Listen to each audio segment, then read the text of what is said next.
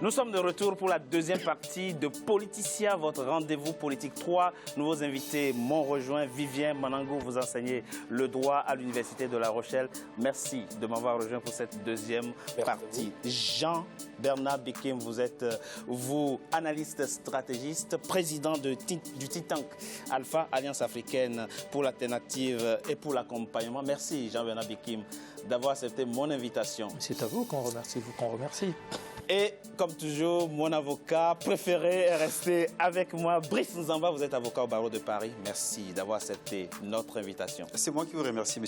Togbé. Il comparaît depuis le 19 juin 2017 devant la 32e chambre du tribunal correctionnel de Paris.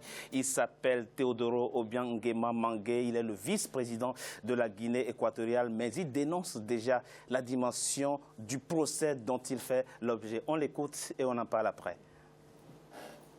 Ce sont des accusations fausses, hein, comme tout le monde le sait, c'est de la fabrication que les Occidentaux sont en train de faire contre nous depuis des années.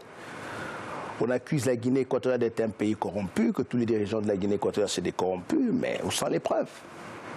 Ils sont ici en Guinée équatoriale avec nous. Si quelqu'un doit nous accuser de corrompus, c'est les Guinéens d'abord, pas les Occidentaux, pas ces Occidentaux qui cherchent d'autres intérêts derrière toutes ces attaques. Et moi, je ne peux pas me comparer devant un juge en France, surtout moi je ne suis pas français.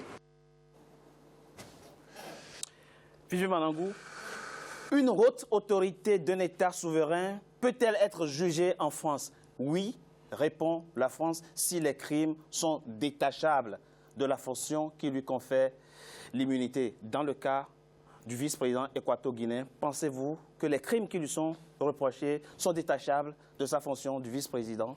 C'est la théorie de la fonction, détachable, c'est-à-dire que c'est une théorie qui a été depuis longtemps enseignée aux étudiants de première année. On distingue les actes qui sont causés dans le cadre de la fonction présidentielle ou vice-présidentielle, pour le cas de M. Obiang Nguema, des autres qui sont en réalité des actes qui ont été commis dans le cadre de ses activités personnelles.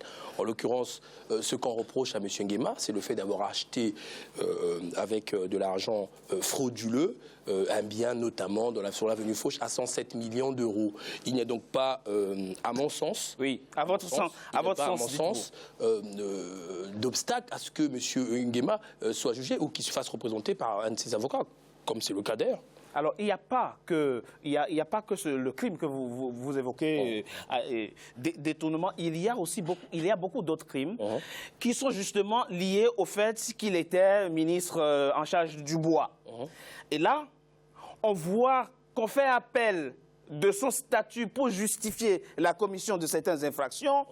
Et dans le même temps, on dit, oui, mais ce sont des infractions détachables de sa fonction. Comment comprendre cette ambiguïté juridique? Il y aura forcément des ambiguïtés à partir du moment où on est obligé de se saisir de sa situation passée de ministre pour le juger sur des affaires qu'il aurait commises en tant que ministre. Oui. Bon, ça crée forcément de l'ambiguïté ou encore ça peut gêner, forcément.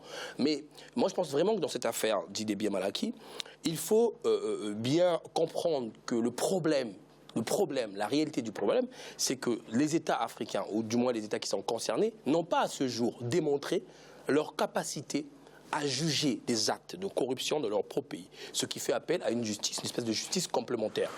Un pays comme le Sénégal, avec la création de la CREI, vous savez, la fameuse cour de répression de l'enrichissement illicite, a fait école, c'est-à-dire qu'en allant dans ce sens-là, on pourrait donner des garanties d'une justice qui pourrait éventuellement juger sur le continent.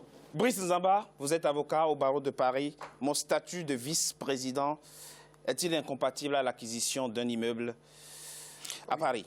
Écoutez, moi je pense que la question posée telle qu'elle est posée par vous, il faut d'abord partir du principe que quand on est vice-président, on a une immunité de fonction. Voilà, on a une immunité de juridiction, notamment à l'étranger, parce qu'il y a par rapport à la Convention de Vienne, donc un pays qui est signataire de cette convention ne peut pas donc attraire devant les tribunaux une personne qui est investie de cette qualité-là. Ça, c'est la première chose. Bon, maintenant, une fois qu'on a dit ça, il faut voir les périodes au cours desquelles les infractions ont été commises. Voilà, c'est des périodes, ce sont des infractions qui ont été commises, me semble-t-il, à une période où M. Théodorin n'était pas encore vice-président, il me semble. Donc, à partir de ces moments-là, les infractions qui lui sont reprochées, notamment l'infraction de blanchiment d'abus de biens sociaux. Oui, parce qu'il a acquis un patrimoine immobilier voilà, à Paris. Ce sont des infractions qui sont du domaine du droit commun. Et donc, en ce moment-là, il était encore ministre. Donc, les infractions, en tout cas en ce qui concerne l'abus des biens sociaux, puisque les biens, comme on le sait, l'abus de biens sociaux exige que les biens d'une société où son crédit soit utilisé dans un intérêt autre que l'intérêt de la société, puisqu'il y a eu des biens dont on soupçonne que les fonds qui ont financé ces biens proviendraient donc du rançonnement de la filière du bois, entre autres. Exactement. Donc, à mon avis, l'état actuel du dossier m'incite à dire qu'il y aura un grand débat lié au droit international. Pourquoi je dis ça? Parce qu'aujourd'hui, il y a une ordonnance qui a été rendue par la Cour internationale de justice, puisque l'État guinéen avait saisi notamment la Cour internationale de justice pour poser la question de savoir si la France avait le droit de saisir un bien immobilier qui était attaché ou qui était en fait mis à la disposition, qui était considéré comme étant le service consulaire ou le service diplomatique de l'État guinéen. Donc la Cour internationale de justice a rendu une ordonnance qui donc en référé comme mesure conservatoire en disant à l'État français qu'il n'avait pas le droit de saisir ces biens. Et donc en ces moments-là, puisque la confiscation est une peine complémentaire liée notamment à la privation des libertés qui pourrait arriver si jamais on condamnait M. Théodorin, à partir du moment où la Cour internationale de justice, qui dans l'ordre de juridiction est au-dessus de la juridiction française, considère un des biens qui est considéré comme mal acquis, comme faisant partie des maisons diplomatiques de l'État guinéen et qui ne peut pas être saisi. Donc, on renforce le statut diplomatique de ces biens et partant, le statut diplomatique aussi en tout cas, qui excipe M. Théodorin Obiang-Nguema. Oui. Donc, moi, je pense mais ce débat est déjà tranché dans la procédure. Hein. La question ne se pose plus s'il jouit d'une immunité ou pas. On l'a déjà tranché. Il va être jugé. Mais ça, c'est une décision que la France a prise et qui, à mon sens, va donner beaucoup de doctrines. C'est-à-dire qu'il y aura beaucoup d'intellectuels et juristes qui vont débattre. Il y a une jurisprudence qui va naître de ça. Monsieur Jean-Bernard Bekim, on l'a entendu, le vice-président de la Guinée équatoriale dénoncer la dimension politique du procès dont il fait l'objet. On l'a également vu le jeudi 22 juin. La présidente de la Cour a lu les auditions de 2 anciens ambassadeurs français en Guinée équatoriale qui décrivent le vice-président comme un enfant gâté, un fils à papa qui ne travaillait pas. Quel peut être le sérieux de ce genre de témoignage? Alors, je suis, personnellement, depuis 2010, je suis très en colère sur ce que nous vivons aujourd'hui. Pardon? Je suis très en colère en tant qu'intellectuel, d'abord, et en tant qu'Africain ensuite. En quoi ma colère porte? Sur quoi porte ma colère? S'il vous plaît. Aujourd'hui, nous sommes en train de vivre un cas, mais qui n'aurait jamais dû se produire. De quoi parle-t-on? De quoi parle-t-on? On attaque un ministre. Pour juger un ministre, que ce soit en France ou ailleurs, c'est la Haute Cour de justice. C'est une juridiction d'exception. Spécifique. Absolument. Et nationale. Absolument. On est en train, en France, de juger un responsable d'un pays étranger sur des actes, entre guillemets, délictueux commis dans son pays, qui rentrent dans le cadre du droit international qui lui-même est escamoté. Et je veux quand même rappeler une chose, dès 2012, ils ne sont pas guinéens, les 2 avocats Marcigny et Viala, ont introduit une procédure en détournement de jugement. Moi, je dis 2 choses. Très rapidement, s'il vous plaît. Pour faire simple. Oui. L'affaire dite des biens mal acquis traduit une âpreté des jeux d'acteurs d'influence géopolitique, géostratégique, géoéconomique qui mine l'Afrique depuis la nuit des temps. Rien de judiciaire. Derrière, il y a un contexte perpétuelle, pilotée par qui? Par le cartel systémique monétaire, financier, économique, judéo-mondialiste, qui étrangle l'ensemble de nos États depuis la nuit des temps. Depuis la nuit des temps. Et je vais continuer. La dimension religieuse. Je vais continuer. S'il vous plaît, très rapidement. Je vais continuer.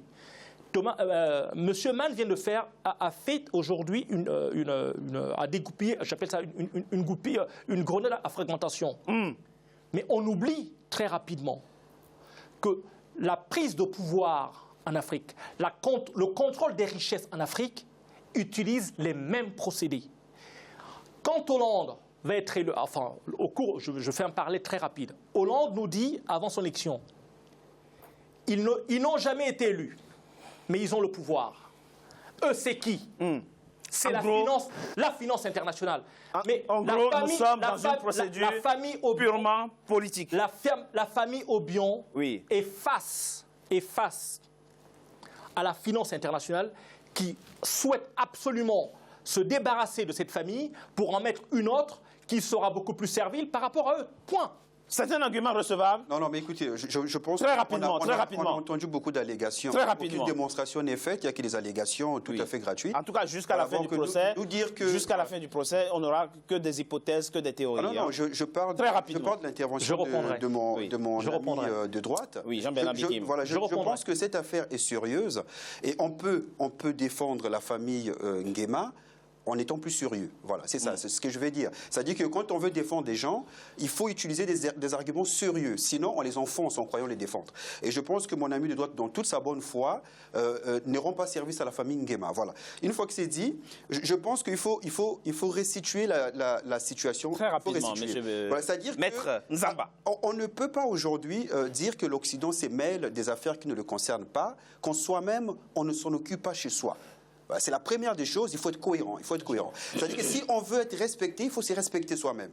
Aujourd'hui, il aurait suffi que l'État équato-guinéen puisse mettre en place un système judiciaire indépendant en permettant aux juges d'instruction sur place de mener des enquêtes. Il n'aurait pas été nécessaire que ce qui se passe aujourd'hui en France se passe. Puisque ceux qui se sentent lésés ou ceux qui pourraient se dire lésés auraient pu le faire là-bas. Donc moi, je dis que l'argument qui consiste à dire que l'Occident se mêle de tout, pour moi, c'est un peu simple. D'accord. Maintenant, une fois que cela est dit, il faut rester juste. La manière que l'instruction a été conduite en France, puisque l'abus des biens sociaux exige que, d'une part, qu'on sache quels sont les biens qui ont été détournés, qui ont servi à d'autres intérêts, quel est l'argent, quelle est la source de cet argent. À mon sens, il aurait fallu au moins qu'il y ait une commission rogatoire pour aller directement à Malabo, pour aller enquêter aussi sur place. Bon, je ne sais pas si ça a été fait, ça. Monsieur Malangou, très rapidement, nous sommes en juillet 2015. Une forte délégation de la famille royale saoudienne, près de 1000 personnes, débarquent à Nice à bord de 2 Boeing 747. Elles bloquent la ville. On interdit même d'accès au public, une plage, pendant des jours. Personne ne demande à cette famille où elle a trouvé de l'argent pour passer d'aussi somptueuses vacances. 1000 personnes, 2 Boeing ont été affectées. Mais curieusement, on s'intéresse à des Africains.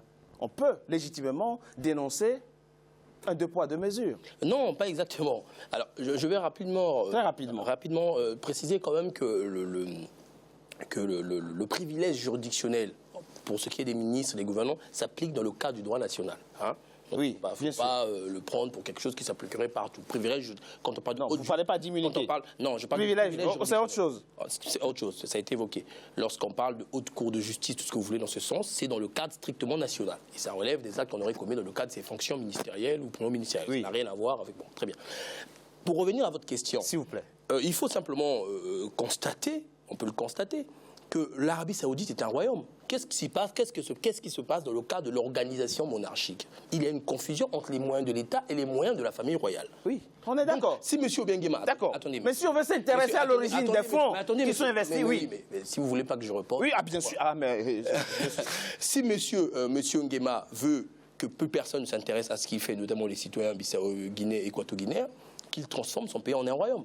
Auquel cas, les moyens de l'État assistent complètement. Mais si, monsieur Togbe, bien entendu. Non, monsieur le fait d'être une monarchie ne vous met pas au-dessus des lois internationales. Non, ce que je vous explique, c'est que il y a confusion de le cadre monarchique entre les moyens de l'État et les moyens de la famille royale. Ce qui me semblait ne pas être le cas en Guinée équatoriale, encore. Donc, selon que vous soyez une monarchie ou une république, la France s'intéressera à l'origine de votre richesse. C'est ce que vous êtes en train de nous expliquer? Non, monsieur Togbe. Ah ben, clarifiez votre position très rapidement. Rappelez-vous tout de même que ce n'est pas la France, ce n'est pas l'État français ou les autorités françaises qui ont poursuivi. Non, mais moi je parle de la justice.